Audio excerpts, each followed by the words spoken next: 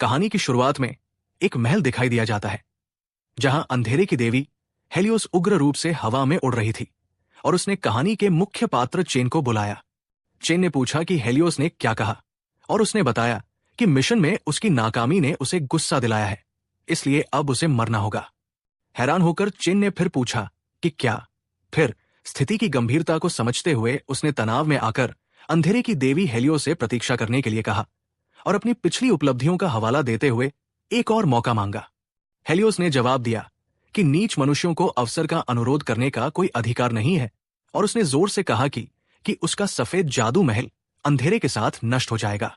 अचानक महल पर काली लहरें उठने लगी जो चेन को चारों ओर से घेर कर उसे अंधेरे की दुनिया में खींचने लगी।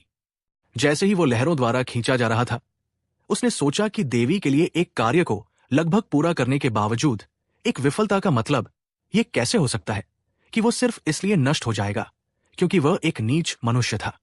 फिर उसने अपने भाग्य को स्वीकार करने से इनकार करने का फैसला किया और पागलों की तरह हंसने लगा। नर्क के अंधेरे में पूरी तरह से डूब जाने से ठीक पहले उसने अंधेरे की देवी हेलियोस को अपनी हाथों के बीच उंगली दिखाई और चिल्लाया कि वो उसे नष्ट कर देगा, चाहे कुछ भी हो। इसके बाद नर्क के अंधेरे में अंतहीन कालापन था और चेन उसमें डूब रहा था।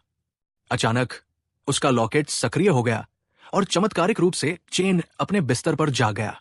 फिर भी वो अंधेरे की देवी हेलियोस पर गुस्से से चिल्ला रहा था। अपने आसपास के माहौल को देखकर चेन चौंक गया और आश्चर्य करने लगा कि वो अभी तक कैसे मरा नहीं है और वो कहाँ है। कमरे का ध्यानपूर्वक टेकने के बाद उसे एहसास हुआ कि ये उसके कॉलेज के दिनों का छात्रावास था। इसलिए वो सोचने लगा कि वो वहां कैसे पहुंच गया और उसे अंधेरे की देवी हेलियोस ने क्यों नहीं मारा। दशकों की उथल पुथल उसे इतनी वास्तविक लगी कि वो सवाल करने लगा कि क्या ये एक सपना हो सकता है। अचानक उसका ध्यान अपने लॉकेट पर गया और उसने कुछ अजीब देखा। उसे याद आया कि उसका लॉकेट वो वस्तु थी जिसे उसने सार्वभौमिक इच्छा के आगमन के 20 साल बाद प्राप्त किया था, जब परीक्षण शुरू हुआ था। उसने ये भी टिप्पणी की कि लॉकेट अब तक की सबसे अनोखी वस्तु थी क्योंकि यह अपनी विशेषताओं को प्रदर्शित नहीं कर सकता था और नष्ट नहीं किया जा सकता था, इसलिए उसने इसे हमेशा अपने पास रखा। उसने लॉकेट को ध्यान से देखा और आश्चर्य किया कि उसे याद है कि रेत नीचे थी और ये उल्टा होने पर भी नहीं बहेगी, लेकिन अब उसके आश्चर्य के लिए ये ऊपर थी। इसलिए उसने व्याख्या की कि समय उलट रहा था। फिर उसने उत्सुकता से समय की जांच की और पाया कि यह 5 जून 2032 का दिन था। दुनिया का अंत और सर्वनाश की शुरुआत से ठीक 10 दिन पहले पहुंच जाता था। चेन ने साझा किया कि 10 दिनों में 15 जून को दुनिया का अंत शुरू होगा और हर तरफ सर्वनाश शुरू होगा। इस समय के दौरान 90% से अधिक मानवता नष्ट हो जाएगी और मृतक विभिन्न लाशों और राक्षसों में बदल जाएंगे। उसने ये भी समझाया कि सभी पारंपरिक हथियार उनके खिलाफ विफल हो जाएंगे। पूरी दुनिया सिर्फ एक रात में अपने विनाश का गवाह बनेगी। हालांकि अंत के खतरों के बीच ऐसे अवसर भी थे जो बच गए। वे अपनी शक्ति को जागृत करेंगे। कई जादुई लोकों से उपकरण और वस्तुएं भी सरंज के साथ पृथ्वी पर उतरती हैं। इन खजानों ने एक ऐसे ईश्वर का ध्यान आकर्षित किया जो ब्रह्मांड के नियमों को नियंत्रित करता था। चेन ने यह भी बताया किया कि ये देवता सीधे परीक्षण में हस्तक्षेप नहीं कर सकते थे, इसलिए उन्होंने मनुष्यों को सुरक्षा की आड़ में आकर्षित किया और इससे लाभ प्राप्त करने का प्रयास किया। चेन ने तब खुलासा किया कि अपने पिछले जीवन में वो पर्याप्त रूप से मजबूत नहीं था, इसलिए बहुत संघर्ष के बाद वो अंततः अंधेरे की देवी हेलियोस की कमान में शामिल हो गया। उसने अपनी स्थिति को बढ़ाने की कोशिश करते हुए उनके द्वारा सौंपे गए कार्यों को पूरा किया, लेकिन उसने कभी नहीं सोचा था कि एक असफल मिशन के कारण उसे मिटा दिया जाएगा। उसके बाद चेन को अपने मोबाइल पर कुछ समाचार मिले। लोग एक नई तरह की बीमारी के बारे में बात कर रहे थे जो रेबीज या ज़ॉम्बी जैसी थी। दूसरी खबर जो उसे मिली वह ये थी कि जोंगचुंग अस्पताल में मरीज पागल हो रहे थे और लोगों को काट रहे थे। ये सब पढ़ने के बाद चेन खड़ा हुआ और फैसला किया कि इस बार उसे बहुत मजबूत बनना होगा ताकि उसे दूसरों पर निर्भर न रहना पड़े। उसने दृढ़ संकल्प के साथ इतना मजबूत बनने की कसम खाई कि वो अंधेरे की देवी हेलियोस को भी अपने पैरों के नीचे झुका सके। अपने दिल में वो कुछ सोच के वहां अस्पताल की ओर चल पड़ा, जबकि रास्ते में चेन ने साझा किया कि परीक्षण शुरू होने के 10 साल बाद किसी ने शक्तियों को उन्नत करने का एकमात्र तरीका खोजने का दावा किया। इस व्यक्ति ने कहा कि परीक्षण शुरू होने से 10 दिन पहले शक्तियां वास्तव में प्रभावी हो जाती है। यदि कोई इस दौरान अपनी शक्तियां की खोज करता है और उनका उपयोग करता है तो वे उन्हें उन्नत कर सकते हैं। अपने पिछले जीवन में उनकी शक्तियां एक ई रैंक वायरस प्रतिरोध थी। उस विधि के अनुसार वो सोचता है कि अपनी शक्तियों को उन्नत करने के लिए उसे वायरस का उपयोग करना चाहिए और इसे पहले से मजबूत करना चाहिए। अस्पताल पहुंचने के बाद चेन ने डॉक्टर और नर्स को बीमारी के बारे में एक दूसरे से बात करते देखा। डॉक्टर ने कहा कि उसने पहले कभी ऐसे अजीब लक्षण नहीं देखे थे, वे वास्तव में भयानक थे। नर्स ने भी जवाब दिया कि उसे लगा कि मरीज बिल्कुल फिल्मों की तरह था। चेन फिर मरीज के कमरे में गया और पहुंचने पर उसने देखा कि मरीज को रस्सियों से स्ट्रेचर से बांधा गया था। चेन को जल्द ही एहसास हुआ कि मरीज एक ज़ोंबी में बदल गया था। उसके हाथ में एक सिरिंज थी।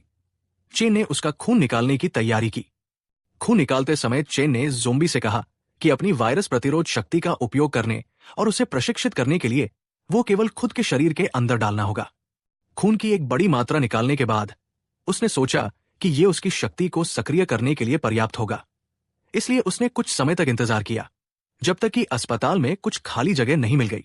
जब उसे आखिरकार कुछ खाली जगह मिली तो उसने महसूस किया कि डॉर्मेट्री में कोई नहीं था, क्योंकि ज़ॉम्बी को ठीक करने के लिए पूरी रात डॉक्टर जगे थे। उसे थोड़ा संकोच हुआ, जैसे कि उसका यह विचार गलत है, वो बस वहीं मर सकता था। लेकिन जल्द ही उसने परिणामों के बारे में भूलने का फैसला किया और बिना किसी हिचकिचाहट के इसका इस्तेमाल किया। उसने इंजेक्शन की मदद से अपने हाथ में ज़ॉम्बी के खून को इंजेक्ट किया। वो सोचने लगा कि अंत से पहले अपने संघर्षों के बारे में। एक कमजोर व्यक्ति के रूप में दशकों तक मुश्किल से जीवित रहा, जब तक कि उसने आखिरकार कुछ प्रगति नहीं की। तभी उसने इस बार ई रैंक शक्ति को जागृत किया। भले ही वो भविष्य जानता था, उसे डर था कि बहुत कमजोर होने के कारण अवसरों को खोना पड़ेगा। इसलिए मरना और फिर से शुरू करने और अभी भी कमजोर होने से कहीं बेहतर होगा। अचानक खून इंजेक्ट करने के बाद वो जमीन पर गिर गया। फिर वो उसी जगह पर जागा, सफेद दानव महल में, जहां हेलियोस उसे प्रतिरोध छोड़ने और अंधेरे को गले लगाने के लिए कह रही थी। अंधकार का हिस्सा बने रहने वाले इस तुच्छ इंसान का अंत सबसे उचित था, उसने कहा। लेकिन इस बार चेन किसी तरह खड़ा होने में कामयाब रहा और उसने हेलियोस को गुस्से से जवाब दिया कि वो उसे मार कर ही रहेंगे। फिर दृश्य वापस अस्पताल में बदल गया और चेन को होश आ गया। अजीब तरह से चलने लगा। कुछ लोग कमरे में दाखिल हुए और चेन को देखकर दंग रह गए। उसकी नसें हर तरफ से उभरी हुई लग रही थी। उसकी आंखों और मुंह से खून निकल रहा था। इनमें से एक व्यक्ति ने चेन बाई को पहचान लिया, इसलिए उसने तनाव से चेन बाई से पूछा, क्या हो रहा है? चेन एक पल के लिए लड़के को देखकर दंग रह गया और फिर खुशी से मन में सोचा कि क्या वह वापस आ गया है। चेन ने लड़के से कहा कि वो पहले अपना चेहरा धोने जा रहा है। लड़के ने चेन को हाँ में जवाब दिया। चेन ने खुद को आईने में देखा और खुश महसूस करने लगा। तभी उसे आवाज आई कि उसे पायनियर की उपाधि मिली है। यह सुनकर चेन सोचने लगा कि पायनियर की उपाधि प्राप्त करना और पहले से जागृत होना। यह सुनकर उसे एहसास हुआ कि यह सिस्टम की आवाज थी और उसे खुशी हुई कि वो सफलतापूर्वक जागृत हो चुका था। इसलिए उसने सिस्टम को प्रोफाइल खोलने का आदेश दिया और उसके सामने एक स्क्रीन दिखाई दी, जिसमें पायनियर होने के बारे में जानकारी प्रदर्शित की गई थी। इसमें कहा गया था कि जो लोग दुनिया के अंत शुरू होने से पहले अपनी शक्तियां को पाते हैं, वे इस सिस्टम को प्राप्त कर सकते हैं। उनके गुण 5% बढ़ जाते हैं और अनुभव 10% बढ़ जाता है। इसके अतिरिक्त वे पहले से ही सिस्टम पैनल को जागृत कर सकते थे। यह पढ़कर चेन खुशी से चिल्लाया और यह महसूस करते हुए कि यह उसके लिए एक ताकतवर सिस्टम है। उसने सिस्टम के पैनल को खोलने का आदेश दिया, जहां उसकी क्षमता का स्तर एसएसएस के रूप में दिखाया गया था। इसका मतलब था कि उसके भीतर बहुत अधिक शक्ति थी। वायरस सम्राट, या उसे पायनियर भी कहते हैं, वो वायरस वर्ल्ड में सबसे शक्तिशाली कौशल माना जाते हैं। ये वायरस को अवशोषित कर सकता था, उपयोग कर सकता था, हेरफेर कर सकता था और यहां तक कि वायरस बना सकता था। हालांकि उस समय चेन के पास केवल वायरस को अवशोषित करने की क्षमता थी और अवशोषण की सीमा काफी सीमित थी। चेन ने यह महसूस किया कि अपनी क्षमता को बढ़ाने के लिए उसे बड़ी मात्रा में वायरस की आवश्यकता है और उसे लगा कि अस्पताल वायरस प्राप्त करने के लिए सबसे उपयुक्त स्थान था। लेकिन जैसे ही वो अस्पताल में वापस लौटा, वो कुछ पल के लिए हैरान रह गया। उसने देखा कि लोगों की भीड़ उसकी ओर दौड़ रही थी। कुछ मदद की गुहार लगा रहे थे, जबकि अन्य उसे भागने के लिए कह रहे थे। हर जगह अफरातफरी का माहौल था और लोग अपनी जान बचाने के लिए संघर्ष कर रहे थे। चेन सिर्फ वहां खड़ा होकर देख रहा था। तभी किसी ने उसे ज़ोंबी प्रकोप के बारे में चिल्लाते हुए बताया कि यह दुनिया का अंत है। उसका आश्चर्य एहसास में बदल गया, क्योंकि उसे कुछ महत्वपूर्ण याद आया। चेन ने बताया कि अपने पिछले जीवन में उसने लोगों को 3 अजीब घटनाओं पर चर्चा करते हुए सुना था, जो ज़ोंबी क्राइसिस शुरू होने से पहले जुनकिंग में हुई थी। उनमें से एक सीलबंद अस्पताल था। तब उसे एहसास हुआ कि यह वही सीलबंद अस्पताल था और उत्सुकता से ज़ोंबी से भरे क्षेत्र की ओर दौड़ने लगा। यह देखकर कुछ राहगीर स्तब्ध रह गए और तनावपूर्ण तरीके से उससे पूछा कि वो क्या कर रहा है, लेकिन उसने किसी की नहीं सुनी और सीधे ज़ोंबी की ओर दौड़ पड़ा। उनमें से एक ज़ोंबी को पकड़कर उसने उसके वायरस को अवशोषित करना शुरू कर दिया। जैसे ही उसने वायरस को अवशोषित किया, पायनियर कौशल ने मदद देना शुरू किया, जिनका उपयोग शरीर को मजबूत करने के लिए किया जा सकता था। एक को अवशोषित करने के बाद वो हर दूसरे ज़ोंबी के पीछे गया और चिल्लाया कि कोई भी ज़ोंबी उससे नहीं बच सकता। इस बीच अस्पताल की इमारत की 4थी मंजिल पर शौचालय में लाशें लोगों पर हमला कर रही थी। दृश्य में लाशें शौचालय के दरवाजे को पीटती दिखाई दे रही थी।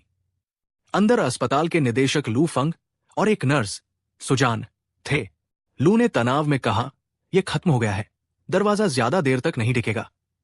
उसे यह समझ में आ गया कि बाहर निकलने का कोई रास्ता नहीं था और उन्होंने मान लिया कि वे बर्बाद हो चुके हैं। लू ने फिर अपना चेहरा सुजान की ओर घुमाया। उसकी आंखों में वासना थी और वो हंस रहा था। इस बीच सुजान रो रही थी और सोच रही थी कि अब उन्हें क्या करना चाहिए। अचानक उसने लू के चेहरे और उसकी अजीब हरकतों को देखा और पूछा, क्या तुम्हें कुछ गलत हो गया है? लू ने फिर एक भयावह मुस्कान के साथ उसके पास पहुंचते हुए कहा, मैंने तुम्हारा इतने लंबे समय तक पीछा किया था, लेकिन तुम कभी सहमत नहीं हुई। अब जब हम मरने वाले हैं तो क्यों ना मैं तुम्हारा आनंद लूं। उसके शब्दों को सुनकर सुजान ने शौक में आकर पूछा, क्या तुम पागल हो गए हो? लेकिन उससे पहले कि लू जवाब दे पाता, लाशें दरवाजा तोड़कर अंदर घुसने के लिए तैयार हो गई। लू घबराया और चिल्लाने लगा, यह संभव नहीं है, मैं अभी नहीं मर सकता। फिर उसने घबराहट में सुजान का हाथ पकड़ा और उसे ज़ोंबी के सामने ढाल की तरह इस्तेमाल करते हुए चिल्लाया, मैं मरना नहीं चाहता, इसलिए किसी को मरना ही होगा। ये से आदमी हर जगह होते हैं दोस्तों। नर सुजान को ज़ोंबी की ओर फेंकने के बाद वो भागने लगा, लेकिन कोई दूसरा रास्ता न होने के कारण वो खुद को खिड़की के सामने पाया। उसने बचने के लिए 4थी मंजिल की खिड़की से कूदने की कोशिश की, लेकिन वो खिड़की में फंस गया और ज़ोंबी ने उस पर हमला कर दिया। इसके बाद दृश्य में 7 मिनट के बाद का दिखाया जाता है, जहां ज़ोंबी द्वारा काटे गए लोग जमीन पर मृत पड़े थे और चेन घटनास्थल पर पहुंच चुका था। चेन ने देखा कि एक मेडिकल स्टाफ की लड़की सुरक्षित नजर आ रही थी, लेकिन उसे एहसास हुआ कि उसे हाल ही में ज़ोंबी ने काट लिया था। उसने समझा कि उसे ज़ॉम्बी में बदलने के लिए कुछ समय लगेगा। सेना के आने के बाद चेन को अस्पताल से निकलने के लिए उसे अस्पताल के रास्ते से परिचित किसी व्यक्ति की जरूरत थी, ताकि वो उसकी मदद से अस्पताल से बाहर निकल सके। उसने तुरंत निर्णय लिया कि वो लड़की से सारा वायरस बाहर निकालने की कोशिश करेगा, ताकि उसे ज़ोंबी बानेब से बचा सके। ध्यान केंद्रित करते हुए उसने लड़की से सारा वायरस अवशोषित कर लिया और चमत्कारी रूप से वो बच गई। कुछ समय बाद जब लड़की जागी, चेन ने देखा कि उसकी योजना सफल हो गई थी और उसे राहत और खुशी का एहसास हुआ। जल्द ही उस लड़की ने चेन को धन्यवाद दिया, जिस पर चेन ने पूछा, क्या तुम पूरी तरह से होश में हो? लड़की ने हाँ में जवाब दिया। ये अच्छी बात है कि वो जानती थी कि यहां क्या हुआ था। फिर चेन ने उसे कहा, मुझे कुछ समय के लिए तुम्हारी मदद की जरूरत है। उसे उसकी मदद करने में कोई दिक्कत नहीं थी, लेकिन पहले वो अपने कपड़े बदलना चाहती थी। वैसे लड़की बढ़िया है। तभी चेन ने सुजन का हाथ पकड़ लिया और उसे खींचने लगा और जोर देकर कहा कि उसके पास इसके लिए पर्याप्त समय नहीं है। उसने उसे अस्पताल में उस स्थान पर ले जाने के लिए कहा जहां सबसे ज्यादा वायरस थे। सुजन ने उसकी बात मान ली और उसे प्रयोगशाला में ले गई। प्रयोगशाला में सुजन ने बताया कि ये वही जगह है जहां अस्पताल में सबसे ज्यादा वायरस होते हैं और जहां मरीजों के सभी खून के नमूनों का परीक्षण किया जाता है। चेन ने फिर कुछ वायरस एकत्र किए और उसे लगा कि उसके लिए पर्याप्त होना चाहिए। उसने सभी वायरस को एक ग्लास में डाला और उन्हें मिला दिया। ये देखकर सुजन हैरान और घबराई हुई थी और उसने पूछा कि वो क्या करने की कोशिश कर रहा है। चेन ने उसे एक पल के लिए चुप रहने को कहा। फिर उसने मिश्रित वायरस पी लिया और उसके बाद उसकी शक्ति बढ़ गई। फिर से कुछ अंक प्राप्त हुए और सिस्टम की स्क्रीन पे वायरस का ने लिखा था कि तुम्हें अभी जो वायरस मिले हैं उनके नाम हेपेटाइटिस वायरस, क्षय virus, T virus, influence virus, dark light virus और HIV वायरस का मिश्रण थे। सभी वायरस को अवशोषित करने के बाद उसका अगला उद्देश्य उनके साथ ज़ोंबी वायरस को मजबूत करना था। उसने अपनी स्क्रीन को देखा, जिसमें दिखाया गया था कि उसके पास किसी भी एक वायरस को अपग्रेड करने के लिए 5 पॉइंट है। हेपेटाइटिस वायरस, क्षय virus, T virus, influence virus और डार्क लाइट वायरस, उन सभी पर विचार करने के बाद उसने निष्कर्ष निकाला कि इस समय उनकी ताकत बढ़ाने के लिए सबसे लाभकारी डार्क लाइट वायरस था। उसने अपग्रेड करने के लिए डार्क लाइट वायरस को चुना और सिस्टम ने समझाया कि यह मुख्य रूप से भक्षण और विकास पर केंद्रित एक वायरस है। जब वो अपने कार्यों में व्यस्त था, अचानक सुजान ने चिल्लाया कि लाश यानी ज़ोंबी प्रयोगशाला के दरवाजे के पास आ रही थी। यह सुनकर चेन ने सुजन को अपनी जगह से हिलने से मना किया।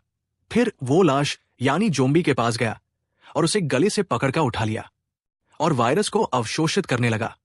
चेन की हरकतों को देखकर सुजन भ्रमित हो गई कि वो क्या कर रहा है। अपने मन में सोचने लगी, चेन क्या कर रहा है।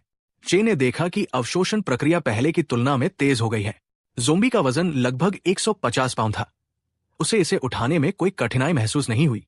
उसने इसे ज़ोंबी पर अपनी नई क्षमता का परीक्षण करने के लिए एक अच्छा अवसर माना। दृढ़ संकल्प के साथ उसने ज़ोंबी पर डार्क लाइट वायरस की ताकत का इस्तेमाल किया। जैसे ही उसने ऐसा किया, शाखाओं जैसी काली लहरें उभरी और कुछ ही सेकंड में ज़ोंबी को पूरी तरह से निगलना शुरू कर दिया।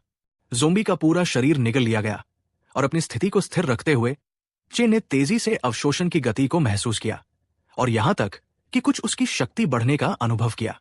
इस बीच दूसरी ओर सुजन उसे देखकर डर से कांप रही थी। उसने घबराकर उससे पूछा कि उसने अभी क्या किया है। चेन ने मुस्कुराते हुए उससे पूछा कि क्या गड़बड़ है, तुम्हें इसे कोई दिक्कत नहीं होगी, और ये बात की ये सब किसी को मत बताना। सुजन ने राहत की सांस ली और आभार व्यक्त करते हुए कहा कि चेन उसे बचाया है। उसे विश्वास था कि चेन उसे नुकसान नहीं पहुंचाएगा, इसलिए वो उसके रहस्यों को छिपाने में उसकी मदद करने के लिए तैयार थी। चेन ने उसे खड़े होने में मदद करने के लिए अपना हाथ बढ़ाया और खुद को चेन बाई के रूप में पेश किया। सुजन ने भी खुद को चेन बाई से परिचित कराया कि उसका नाम सुजन है। अचानक चेन ने कुछ आवाजें सुनी जो ये संकेत दे रही थी कि ये सैन्य अस्पताल में दाखिल हो चुकी है।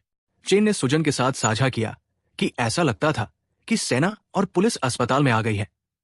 उन्होंने अस्पताल को सील कर दिया होगा और लाशों को साफ कर रहे होंगे, इसलिए उसने उससे कहा कि उन्हें भी जल्दी जाना चाहिए। उसने फिर से उसका हाथ पकड़ लिया और दौड़ने लगा। दौड़ते समय उसने उससे कहा कि वो उसे छत पर ले जाए, क्योंकि वे वहां से भाग जाएंगे। सुजान ने भ्रमित होकर पूछा कि वे सीधे क्यों नहीं जा सकते, वे लाश में नहीं बदले थे। चे ने जवाब दिया कि उसके पास सेना और पुलिस द्वारा अलग थलग किए जाने और पूछताछ करने का समय नहीं था। उन्हें आश्चर्य हुआ कि एक और प्रकार की समस्या अचानक उनके सामने आ रही थी। उनके आश्चर्य के लिए एक अजीब प्राणी उनके सामने प्रकट हुआ। म्यूटेंट ज़ोंबी को देखकर चेन चौंक गया, खासकर जब उसने उस पर हमला किया। अचानक उसे एहसास हुआ कि यह उनके लिए संघर्ष करने का गलत समय था।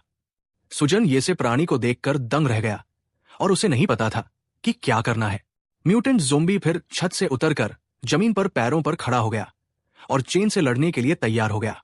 जैसे ही म्यूटेंट ज़ोंबी ने अचानक चेन पर हमला किया, चेन ने उसका हाथ सामने किया, जिससे उसके हाथ से खून बहने लगा। फिर भी वो अपने सामने म्यूटेंट ज़ोंबी को देखकर मुस्कुराता रहा था, ये सोचकर कि ब्लैक लाइट वायरस किस तरह के विकास से गुजरेगा। तभी उसे एक ज़ोंबी को अवशोषित किया और म्यूटेंट ज़ोंबी की और देखने लगा हमला करे। चेन ने एक और हमला करने की तैयारी की और उसने पूरी ताकत से छाती पर हमला किया।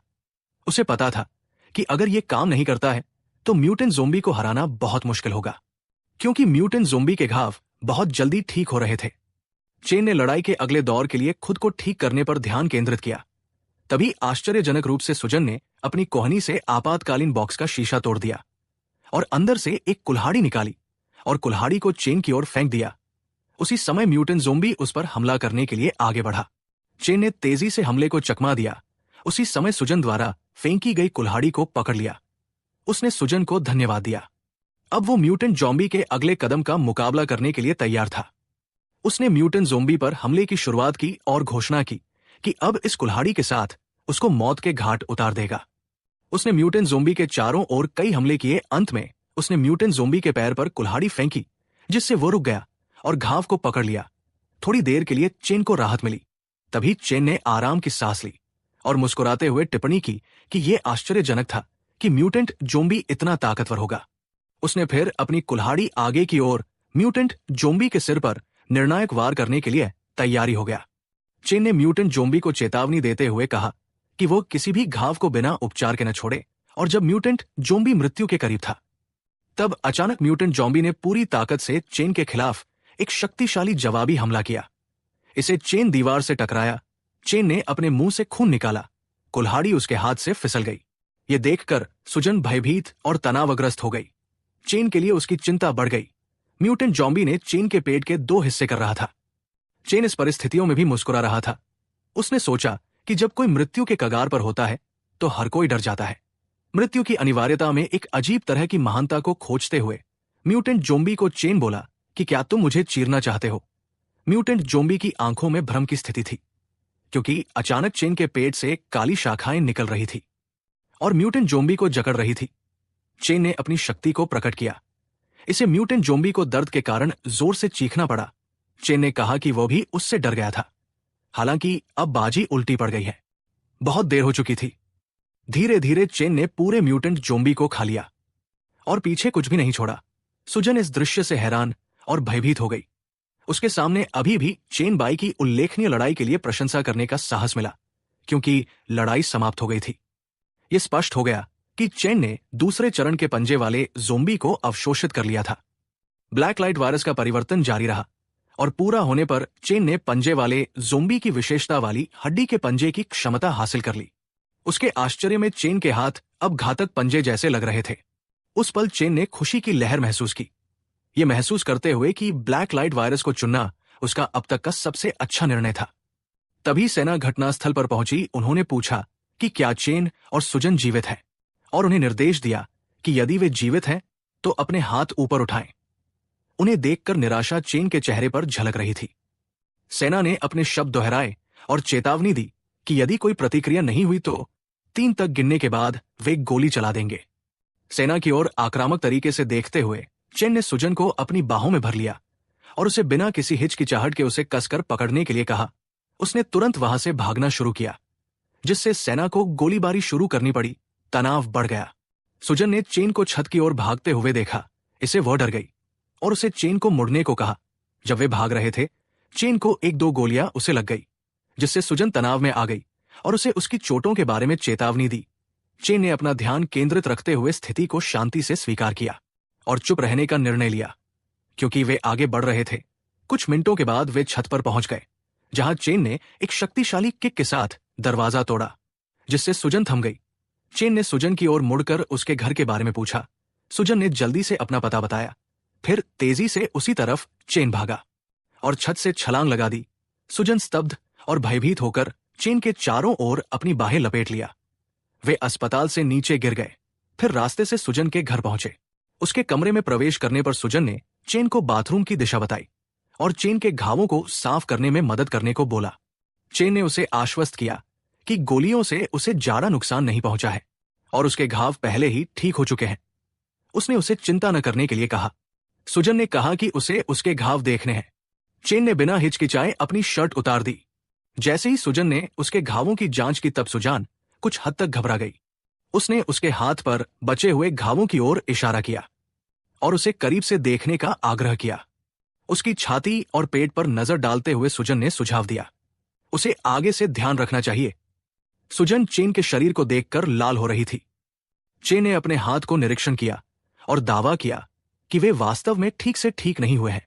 चेन ने सुजन को उसकी ओर आकर्षित पाया। चेन ने उसके शरीर को सुजन को और दिखते हुए हल्के फुल्के आवाज में सुजन को चिढ़ाते हुए पूछा कि सुजन को खाने के बाद तुरंत ठीक हो जाएगा, और मजाक में पूछा कि क्या वो उसके लिए खुद का बलिदान देने के लिए तैयार है। सुजन उसके इन बातों से घबरा गई। चेन ने हंसते हुए कहा कि वो उसे नहीं खाएगा, ये टिप्पणी करते हुए कि अगर वो खाने लायक होता तो वो पहले ही उसे खा चुका होता। सुजन को आश्चर्य हुआ। चेन अचानक उसके करीब आ गया और उसके कान में फुसफुसाया, जिससे सुजन को पता चला कि उसके इरादे गलत हैं। चेन बताया कि उसने उसे पहले नहीं खाया क्योंकि परिस्थितियां इसके लिए बिल्कुल उपयुक्त नहीं थी। चेन ने उसके शरीर से फटा हुआ कपड़ा हटा दिया, ये बताते हुए कि अब वातावरण उसके पहले के सुझाव के अनुकूल था। चेन ने एक बार फिर पूछा कि क्या सुजन उसे खाने के लिए तैयार होगी। सुजन ने उसे ठीक होने में मदद करने के लिए खुद को बलिदान कर दिया। हालांकि सुजन ने स्पष्ट रूप से हाँ नहीं कहा। उसने विषय को बदलकर सवाल टाल दिया, सुझाव दिया कि वे इसके बजाय साफ सफाई करें और टिप्पणी की कि ये एक अच्छा विचार था। चेन ने सुजन की प्रतिक्रिया को एक अप्रत्यक्ष हाँ के रूप में ले लिया। शर्मिंदगी के कारण इसे सीधे कहने की उसकी अनिच्छा को समझते हुए वो झुक गया और उसे किस करना शुरू किया, जिससे उनके बीच एक शारीरिक क्षण बन गया।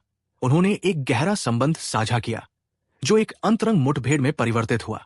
तुम समझ रहे हो ना किस तरह की मुठभेड़। तभी बाथरूम के बाहर चेन बी का फोन लगातार बजने लगा।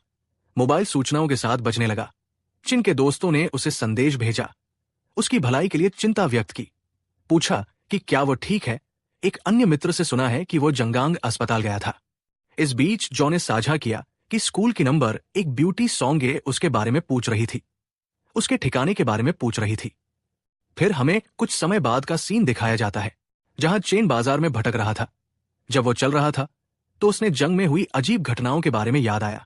चेन ने अंत से पहले सीलबंद अस्पताल, उपनगरीय बमबारी और राक्षसी नरसंहार का जिक्र किया और स्वीकार किया कि वो इन 3 चीजों के बारे में ज्यादा नहीं जानता था। उसे यह भी आश्चर्य हुआ कि अंत के आने से पहले जो कुछ हुआ था उसके बारे में उसे बहुत कम जानकारी क्यों थी, और किसी को भी इसकी परवाह नहीं थी, क्योंकि इसका जिक्र कभी कभार ही अनौपचारिक बातचीत में होता था। वो उन चीजों पर विचार करते हुए तनावग्रस्त हो गया और यहां तक कि उसे सिरदर्द भी होने लगा। चेन को फिर सुजन का फोन आया।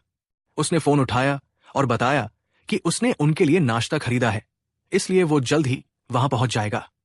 लेकिन सुजन ने उससे इस बारे में पूछने के लिए फोन नहीं किया, बल्कि उसने बताया कि 2 लोग उसे ढूंढते हुए आए थे और कहा कि सिक्योंग उससे मिलना चाहती है। चेन ने ऐसा व्यवहार किया जैसे उसके लिए ये नाम सुना सुना लग रहा है।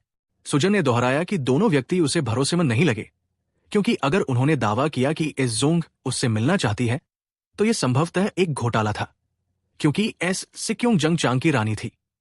सुजन ने तनाव में आकर चेन से पूछा कि उसे क्या करना चाहिए।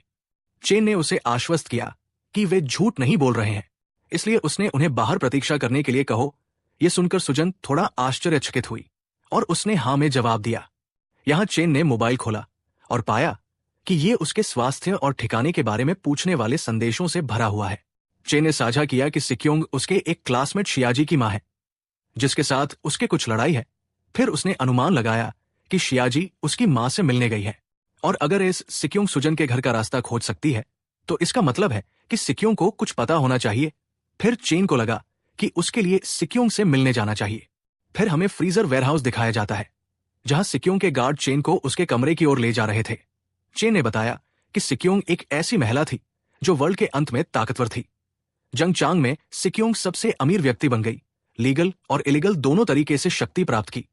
अंत के आगमन के बाद वो एक लेवल टैलेंट के रूप में जागृत हुई और तेजी से अपनी शक्ति बढ़ाई। अंततः उसने सबको को एकीकृत किया। वास्तव में वो फॉरेस्ट क्वीन की उपाधि की हकदार थी। उसने ये बताया कि वो कोई ऐसी थी जिसे उन्होंने अपने पिछले जीवन में देखा था, लेकिन अब वो ये सोचकर हंसा कि अगर वो उसे अपने साथ में मुझे भर्ती कर सकते हैं तो चीजें अलग होगी। इस अंतराल के दौरान वो बहुत कुछ कर सकते हैं। वो तीनों वेयरहाउस कॉरिडोर में रुके जहां सिक्योंग अपनी बेटी के साथ खड़ी थी। जब चेन उनके पास पहुंची, उसके अंगरक्षक ने इसके बारे में बताया, जिसके बाद सिक्योंग ने उसे अपने घर आने के लिए माफी मांगी, ये बताते हुए कि वो वास्तव में सुजन इस सब का भाग नहीं है। चेन ने पूछा कि क्या कोई ऐसी बात है जिसके बारे में वो उससे चर्चा करना चाहती थी। आश्चर्यजनक रूप से सिक्योंग उसके पास आई और उसके कपड़े ठीक किए। उसने समझाया कि उसने उसे इसलिए बुलाया क्योंकि वो घर लौटे। उसने कहा कि चेन संपर्क में नहीं था। शियाजी ने कहा कि तुम अस्पताल में थे, इसलिए शियाजी उससे मदद करने के लिए कहा। सिक्योंग ने यह भी उल्लेख किया कि उसने उसे अपने घर बुलाया था, ये देखने के लिए कि किस तरह का आदमी शियाजी को इतना परेशान कर सकता है। चेन में ऐसा क्या आकर्षक था जो उसके बेटी को पसंद आया। चेन ने जवाब दिया कि उसे टेढ़ी बातें समझ नहीं आती, और चेन ने पूछा कि उसे बुलाने का उसका असली उद्देश्य क्या है। सिक्योंग मुस्कुराई और बोली कि वो काफी चालाक है, इसलिए वो बातों में नहीं फंसेगा।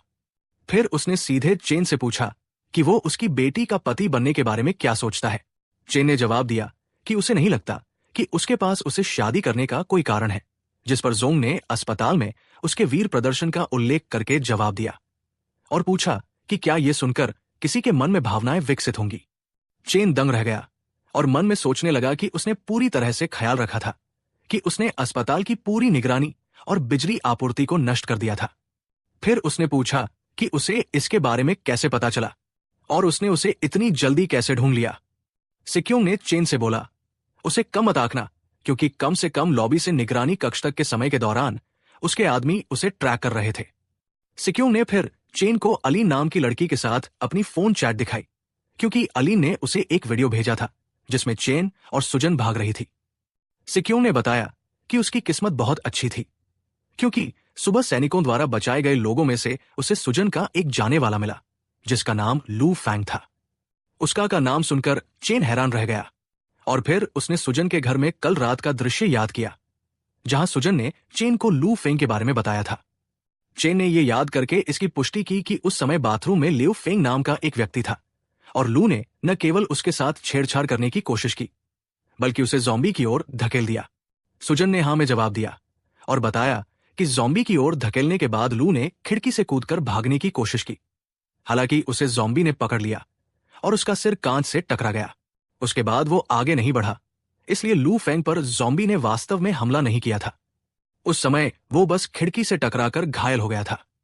चेन भी ये सुनकर हैरान रह गया और उसे एहसास हुआ कि खिड़की पर लटका हुआ व्यक्ति लू था, क्योंकि उसने सोचा था कि लू पहले से ही वहां मृत पड़ा है।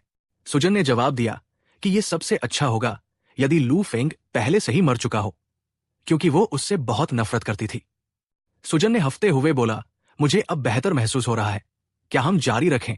चेन बोला, जाने दो, मुझे सचमुच उम्मीद नहीं थी कि ये तुम पहली बार कर रही हो। थोड़ी देर पहले जो तुम्हारी चीख निकली वो बहुत दर्द भरी थी। सुजन चेन से माफी मांगी। चेन बोला, जाने दो, हमारे पास बहुत सारा टाइम है भविष्य में। तभी चेन हैरान हो गया क्योंकि सुजन अचानक से उसके ऊपर चढ़ गई और बोली कि आज मुझे पूरी तरह से संतुष्ट होना है और तुम्हें मुझे संतुष्ट करना होगा। इतना कहते ही हमें फिर से फ्रीजर वेयरहाउस कॉरिडोर दिखाया जाता है जहां चेन ने कहा, आंटी सिक्योंग सेना ने बचाए हुए लोग कहाँ रह रहे थे। सिक्योंग ने जवाब दिया कि वो उसका दामाद बन जाए। उसके बाद उसे जो भी पूछना चाहेगा वो पूछ सकता है। चेन ने फिर उससे कहा कि वो उसे कम आंक रही है। चेन ने जवाब दिया कि यह सच था, बस थोड़ी सी जानकारी के साथ बेशक वो उसके कौशल से मेल नहीं खा सकता था। आंटी सिक्योंग अब मेरे बारे में बहुत कम जानती हो। चेन ने यह भी कहा कि अगर वो उसके बारे में अधिक जानती तो वो समझ जाती कि वो उसका दामाद नहीं हो सकता, बल्कि आपको मेरी पत्नी बनाना चाहता हूं। ये कहते हुए उसने अपने पंजे निकाल लिए। ये देखकर सिक्योंग दंग रह गई और बोली, तुम एक म्यूटेड ज़ोंबी हो। उसी वक्त अलीन सिक्योंग को बचाने के लिए चेन के सामने आया। चेन ने जवाब दिया कि सिक्योंग, तुम गलत हो, और कहा कि अगर तुम मेरी पत्नी बन जाओ तो सच बता सकता हूं। देखा दोस्तों, चेन की असली नजर शियाजी यानी उसकी बेटी पर नहीं, उसकी मां पर थी। शायद उसे भी आंटियां पसंद है। वैसे तो अच्छी लगती है, तुम ही देखो, जाने दो। चेन ने सिक्योंग फिर पूछा कि इस बारे में क्या कहना है। सिक्योंग मुस्कुराया और उससे कहा कि वो उसे कम आंक रही थी, पर तुम सिर्फ अपने पंजे दिखाकर मुझे पा नहीं सकते। उसने ये भी कहा कि इसके अलावा उसके पास पहले से ही एक सुंदर और प्यारी युवा नर्स है और पूछा कि वो उसके जैसी बूढ़ी औरत में क्यों दिलचस्पी रखता है। चेन फिर सिक्योंग के करीब गया और उसका चेहरा पकड़ के पूछा कि ऐसी सुंदर विवाहित महिला से कौन मोहित नहीं होगा। उसने फिर उसे बताया कि हर किसी की अपनी ताकत और कमजोरी होती है, इसलिए कम से कम इन दिनों में सर्वनाश से पहले वो उसके लिए सुजन से ज्यादा कुछ कर सकती है। ये सुनकर सिक्योंग ने चेन से पूछा कि कुछ ज़ॉम्बी के कारण तुम दुनिया के अंत के बारे में बातें कर रहे हो। चेन ने जवाब दिया कि ज़ॉम्बी तो पहला पड़ाव भी नहीं है। सिक्योंग ने चेन से पूछा कि तुम शायद तू बहुत कुछ जानते हो। चेन ने हाँ में जवाब दिया और कहा कि तुम जितना सोच सकती हो उससे कहीं ज्यादा मैं जानता हूं। सिक्योंग ने फिर कहा कि उसे लगता है कि अगर हम दोनों मिल जाएं तो आसानी से दूसरों के सामने झुकने वाले नहीं हैं, और उसे साथ मिलकर काम करने के लिए कहा। चेन ने हाँ में जवाब दिया और मन में सोचता है कि फॉरेस्ट क्वीन को अपनी तरफ करना बहुत ही आसान था। सिक्योंग ने कहा कि वो वास्तव में एक ऐसे व्यक्ति से मिलने की उम्मीद कर रही थी जो उसे जीत सके। उसने चेन से उसे जीतने के प्रयास को जारी रखने के लिए कहा। सच में तो मैं चेन के कदम से प्रभावित हूं, सिक्योंग ने अपने मन में बोला। अचानक उन्होंने बाहर से गोलियों की आवाज सुनी। यह सुनकर चेन चौंक गया और तनावपूर्ण तरीके से गोलियों की आवाज सुनकर पूछा कि क्या हो रहा है।